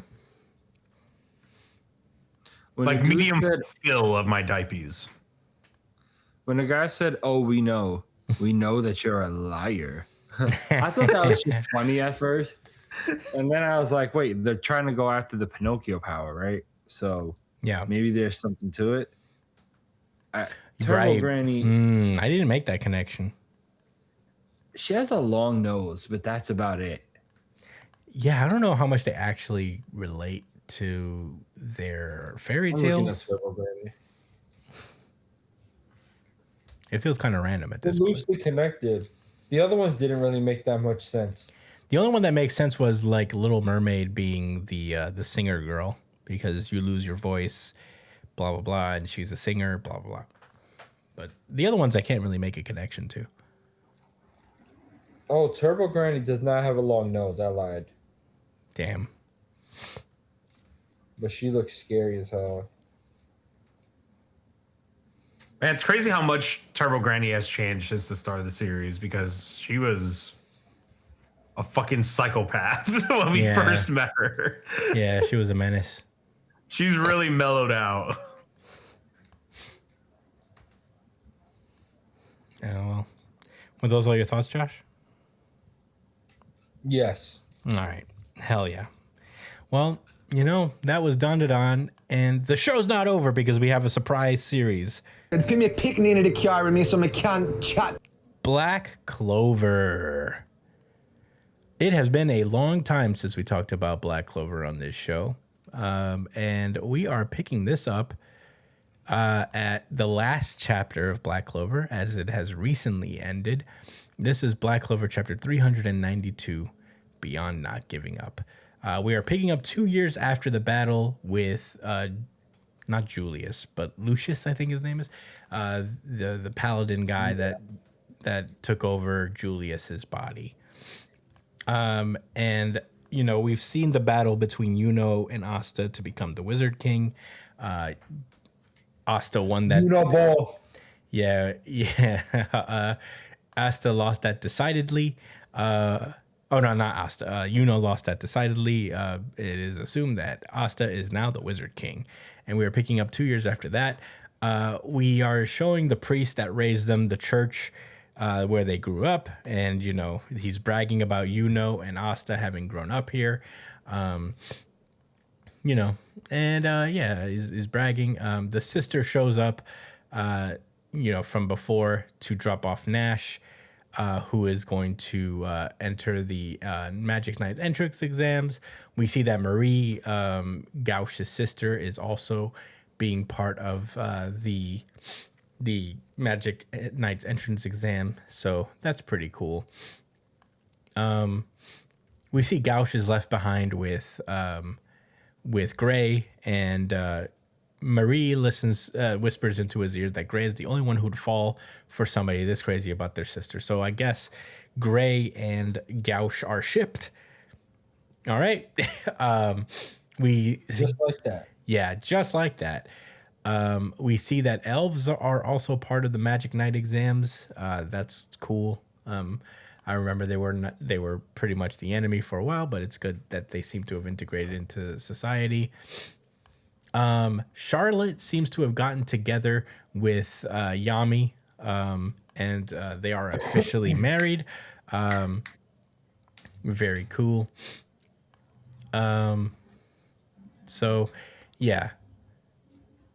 Yami goes, promises to go off to the land of Sun, and that's nice. We know that they got married over the time, and Noct has taken over as captain of the Black Bulls. We see that Magna and Luck are still rivaling and fighting as usual, but Noct is keeping a close eye on him. Things are crazy as always at the Black Bulls headquarters. Finral got together with a woman and is now expecting a child. His piece of shit brother is like, I'm going to be an uncle. Good thing I'm not a piece of shit anymore. And we also find out that Charmy is now a mother of 27, it looks like. She had mad babies. Damn. I don't know. Yeah. That's not the exact number, but she has mad kids with Rill, out of all people. I don't remember if this was actually a ship that was, built up to, but it is what it is. We then cut over to Mimosa and Noel talking about how, Asta has really settled in as the Wizard King, and Maria Leona is being courted in the Land of Sun by somebody. So she is shipped off with someone in the Land of Sun. And Noel says that she was waiting for his work as the Wizard King to calm down, but our fight begins now, Mimosa. And Mimosa's like, I will not lose to you, Miss Noel. And they're talking about not battles or anything, but fighting for Asta's affections. So yeah, Noel goes off to have lunch with her siblings, and Mimosa plans to do the same. Nero is looking off into the sunset, is like, Prince Lumiere, once again, the Clover Kingdom is at peace. And we get a bunch of various shots of supporting characters throughout the years of Black Clover, enjoying their lives and enjoying peace. We get brief snippets of the Land of Sun. Lots of stuff going on. Lots of things. And finally, we cut to Yuno, who is currently the captain of the Golden Dawn. I remember if their name is right. Yunobo. He's like, let's get ready for the draft, this year's wizard draft. And he's like, right, I'd like someone who has the guts to say they'll surpass me. And everybody's like, absolutely, because that's like what Asta does. Asta had the audacity to think that he would surpass So yeah, the Magic Knight's entrance exam is about to begin until they are under attack by an unidentified airship. And we get the word that the Wizard King is already on his way to intercept. And everybody's like, that Asta.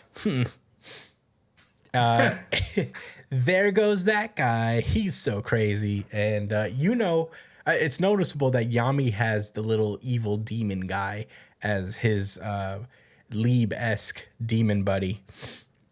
And then we see... shit, that's cool. Yeah. And the chapter ends with Asta on the ship. Everybody's like, what's with this kid? Hey, he's got no magic. Who are you? And we get a big, full 2-page spread of Asta as the Wizard King, saying that he is the Wizard King. And that is where the series ends for Black Clover. Holy guacamole. Josh, what did you think about Black Clover 392, as well as the series as a whole? I fucking love Black Clover.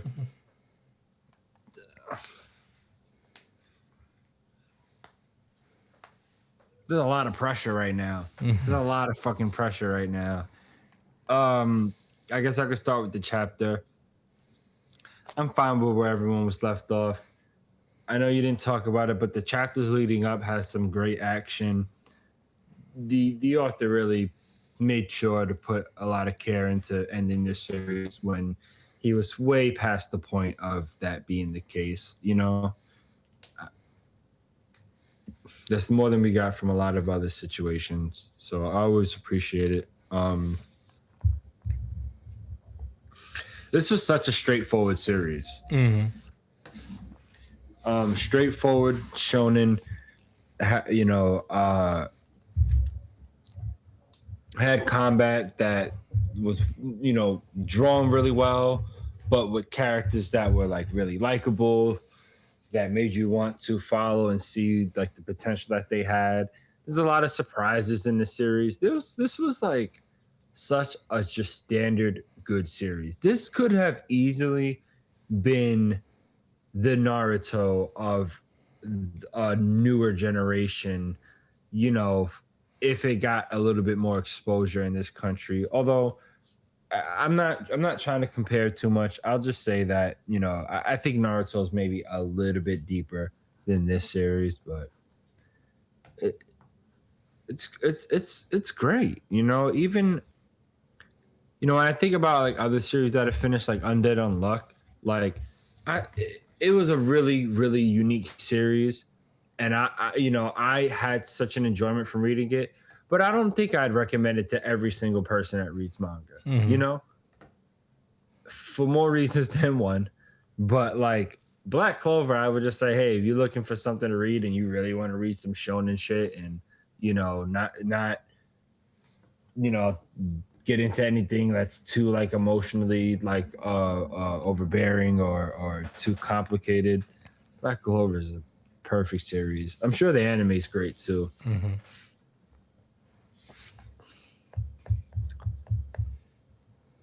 I really like that we got to see certain characters hit a peak with potential. Although this was one of those situations that the manga becoming irregular kind of hurt that, because it either took too long and I stopped caring, you know what I'm saying? Or it felt like a character's upgrade kind of came out of nowhere, and it's just like, we're so far along that I didn't care enough to criticize it. Anyway, I don't want to sound negative. I love this series. I'm glad we added it to the show. It was a pleasure reading it week to week when it was, more regular. And yeah, thanks, author of Black Clover. Wasn't it Tabata? Is that the name? Yes, of Tabata. Tomato Tabata. Yeah, Yuki Tabata. Oh, those are your thoughts, though, Josh? Yeah, those are my thoughts. Brian, what do you have to say about this chapter in the series? All right. So to kind of piggyback off a little bit of what you said about Black Clover being a very straightforward series, it's very true. And in another way, it was probably among the most consistent series that I've read. Like with Naruto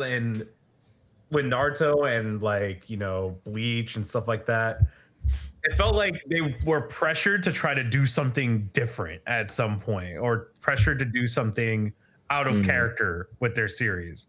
But Black Clover stayed the fucking course from start to finish. You knew what you were going to expect going into Black Clover every time you picked up a chapter.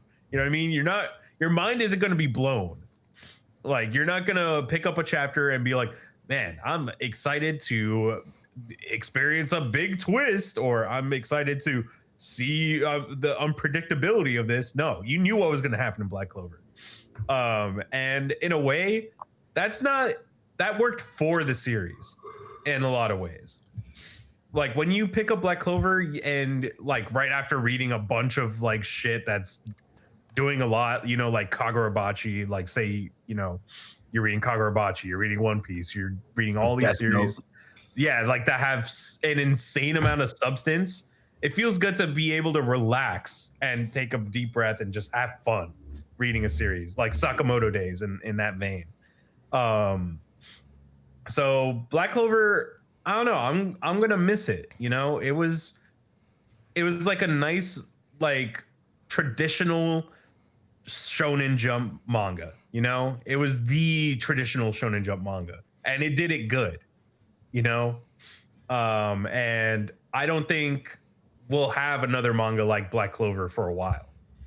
Something that just so consistent, so and also really well drawn too, and it has its own charm to it. So I don't know.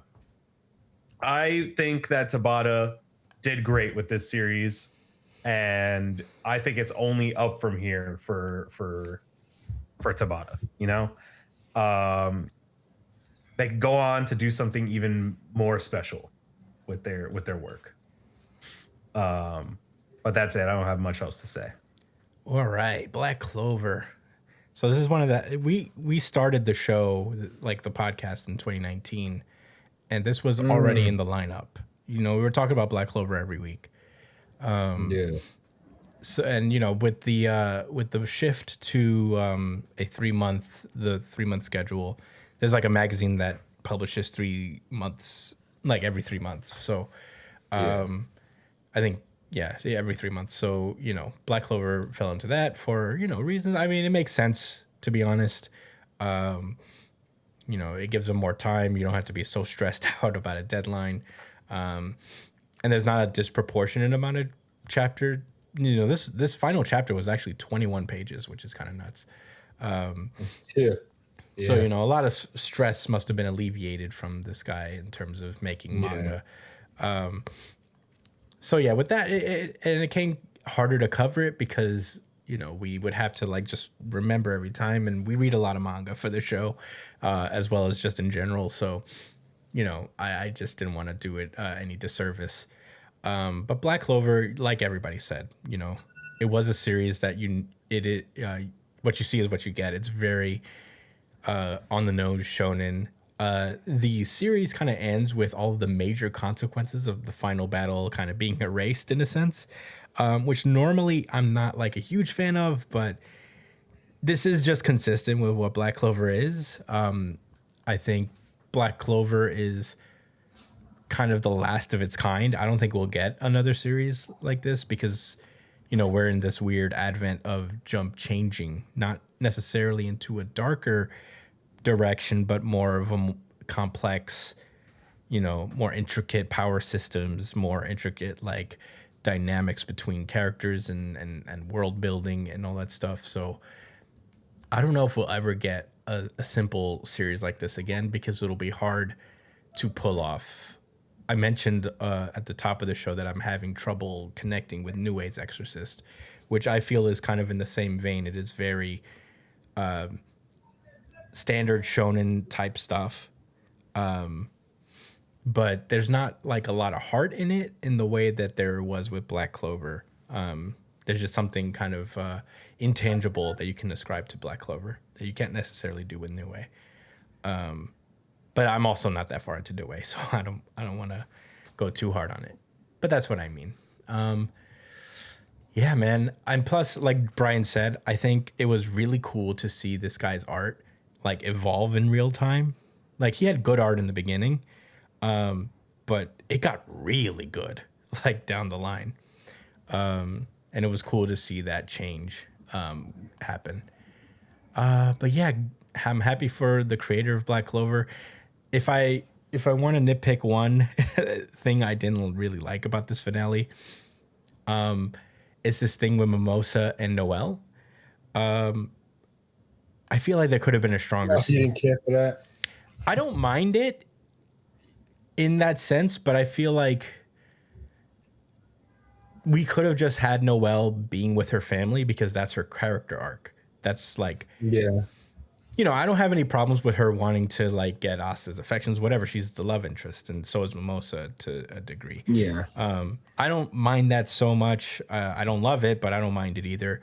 But I feel like Noelle's character was all about her relationship with her brothers, and that was the real thing. If anything, she could have talked about this with her brothers, and I think that would have been a little more impactful. Because it would have closed out her character. We get this little snapshot of her having lunch with them, which is nice. But, if you really put a bigger exclamation point on that moment, I think it would have been a little stronger for her character. But that's it. And that's mostly a nitpick. I mean, we know that she's repaired her relationship with her family, and that's good enough. But, if you want to look at things that could just be improved a little bit, that would be my only thing. But overall, yeah, I'm going to miss Black Clover. I look forward to Tabata Sensei's next big work. Probably he's going to take a huge leave of absence and probably come back with something bigger, but we'll see. But yeah, that's it for me. Any rebuttals or anything? No. All right. Well, that was Black Clover. And that has been our show. Holy moly. Thank you guys so much for listening. As per usual, you could find me at the Chris Espinal on Twitter and Instagram. Josh is at JDCole_37 on Instagram, at New Jump City Josh on Twitter. Brian is at b.esp on Twitter and Instagram. Catch him where he's streaming at twitch.tv/itspunchline. Email the podcast at newjumpcitypod@gmail.com with any questions, suggestions, any thoughts on the chapters that you've read. email us and we'll read it on the show or the pre-show chat show that we do every week. Comment below. That would really help the algorithm. I think engagement is a very big deal. Give us a subscribe if you enjoyed the show. And yeah, that's it. Vote in the poll because very soon we will actually announce it. We just want to get some more time for people to get their votes in. But yeah, thank you guys so much for listening. You guys are amazing. We will see you guys next week. Stay safe, New Jump citizens. Peace. Peace out, y'all. Nixon 4.